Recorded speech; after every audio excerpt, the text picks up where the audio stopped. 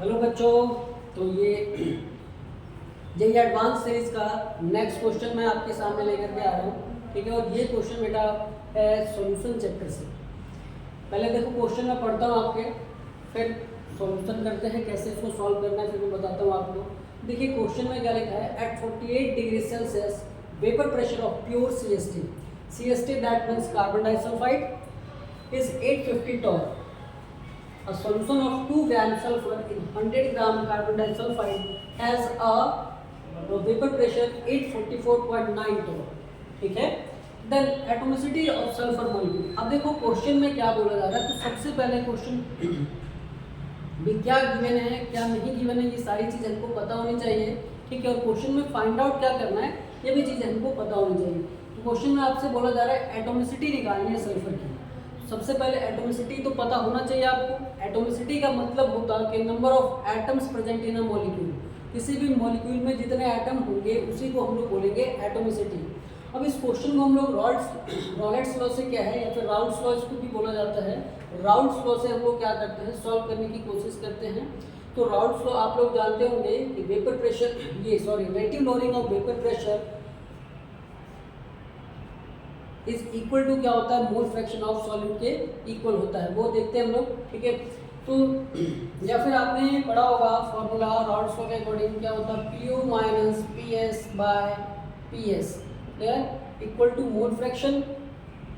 और mole fraction लोग क्या है तो N बाय N ये भी होता है। ठीक है, यहाँ पे N क्या है, नंबर ऑफ मोल्स है। ठीक है, और ये भी क्या है आपका नंबर ऑफ मोल है। हालांकि देखिए लोग जो मोल फ्रैक्शन निकालना होता है, तो जिसका निकालना होता है, अगर मान लो यहाँ पे सॉल्यूट का निकालना है मोल फ्रैक्शन, तो यहाँ पे बोलेंगे यहाँ पे क्या हो जाएगा, बोलेंगे मोल ऑफ सॉल्यूट। क्या बोला मैंने, मोल ऑफ सॉल्यूट बाय, यहाँ से बोलेंगे टोटल मोल। अब total mole that means solution मतलब क्या के mole of solute plus mole of solvent. ठीक है, क्या बोला मैंने, mole of solute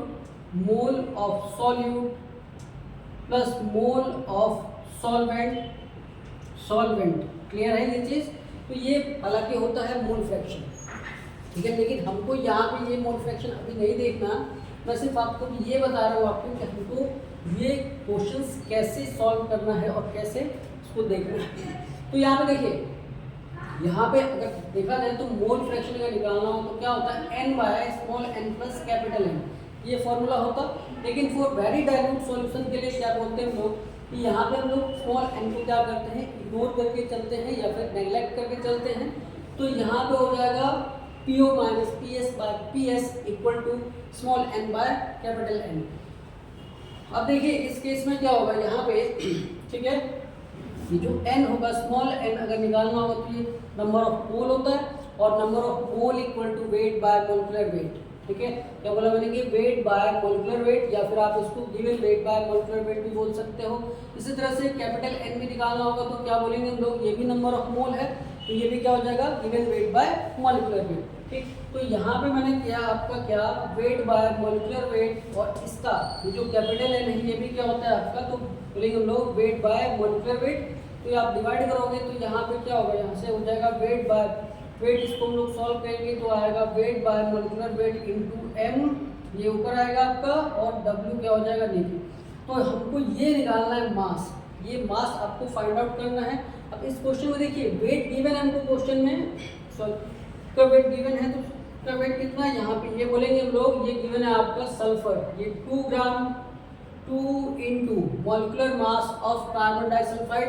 carbon disulphide का मॉलिकुलर मास जब आप फाइंड आउट करोगे तो सल्फर का कितना होता है, 32 इंटू 2 प्लस कार्बन का 12, तो ये हो जाएगा आपका टोटल कितना, 76। तो यहाँ पे आएगा 76। क्लियर है चीज।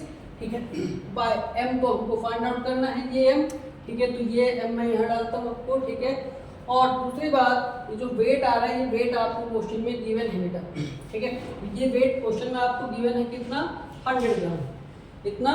अब देखिए इसके पीछे ये PO minus PS by PS ये भी तो करना है हमको। तो यहाँ पे PO यानी कि वेपर प्रेशर आपको देखो क्वेश्चन में गिवन है कितना, 850 माइनस PS सॉल्यूशन का, यहाँ से क्वेश्चन में है आपका 844.9 बाय 844.9।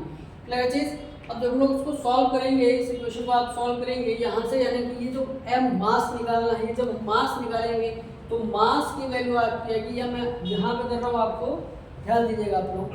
मास जब लोग फाइंड आउट करेंगे तो मास आएगा इस इक्वेशन को सॉल्व करने के बाद अप्रॉक्सीमेट 252।